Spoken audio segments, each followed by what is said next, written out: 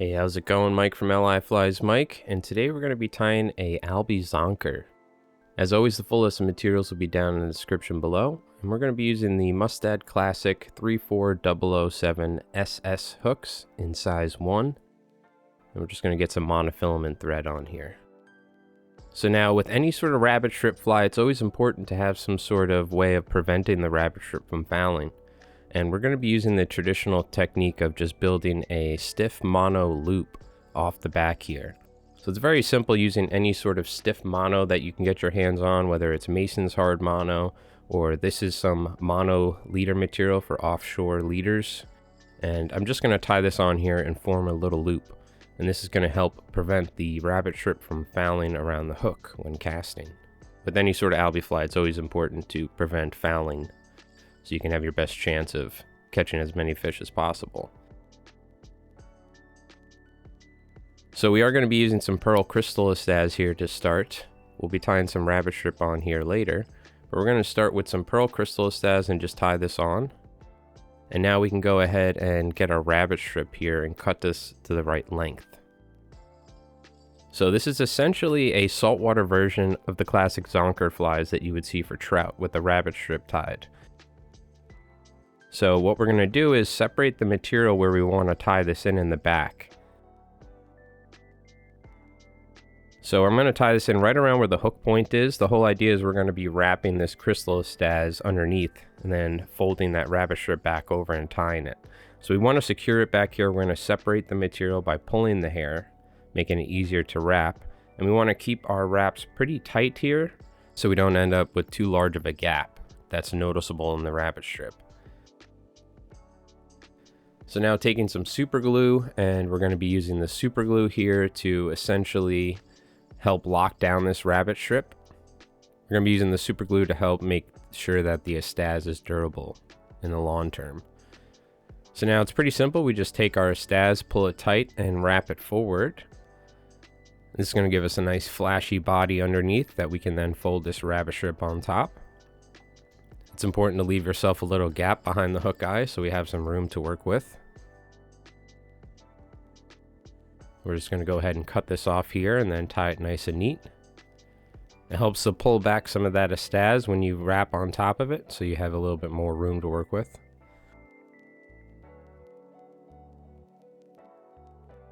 And now a little trick here is to kind of push that estaz out of the way so we can get some of that estaz kind of pushed off to the sides.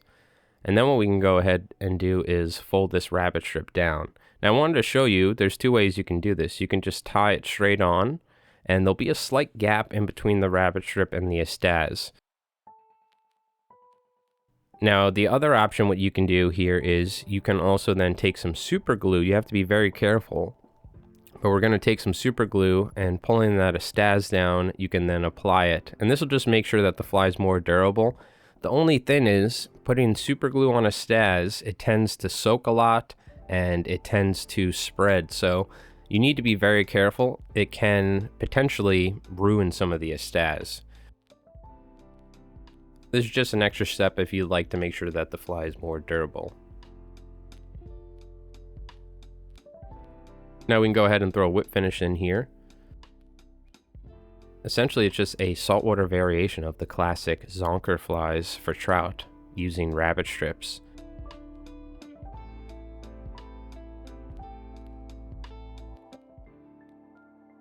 Now we can go ahead and take some head cement and just apply this to the threads here. Now what you can do is, if you'd like, you can put eyes on here, but this fly is actually being tied for a guide, Capt Merritt White. I'm tying these in 3 different colors, so we're going to be tying a pink one here as well, and I figured this is a good time to maybe just talk about the fly and explain a little bit more when it comes to fishing them and the design behind it. So we are tying this fly for a guide, and a lot of times what you find with guides are, if they don't think the eyes make a difference, then they won't need them, right? So for instance, this is a very simple fly, and this is what you find with a lot of flies that guides use. They're usually very simple to tie, and if there's any sort of things that we would traditionally put on flies that they think they don't need, then they won't. So like, if you don't need eyes, then you don't need eyes. There's a good chance this fly is going to be getting chucked into the middle of a blitz. The albies are going to be going crazy, and somebody's going to be stripping this at a fairly fast speed, so there's a good chance they're not even going to see the eyes, right? The reason why we tend to see guide flies being a little less complicated is because, well, they don't have a lot of time to tie flies very often when they're doing 1 to 2 trips a day and spending potentially 8 to 10 hours on the water, let's say, right? Especially during peak season. It's all about simplicity and fishability in terms of how effective they are. You don't want the fly to foul. You want the fly to be durable so you can catch many fish on them, right? So it's just something, I just wanted to point this out because I've tied a lot of flies for guides over the years, and it's generally not the super complicated stuff that you see in a lot of modern fly tying. It's not bare bones, but it's usually the essentials, you know?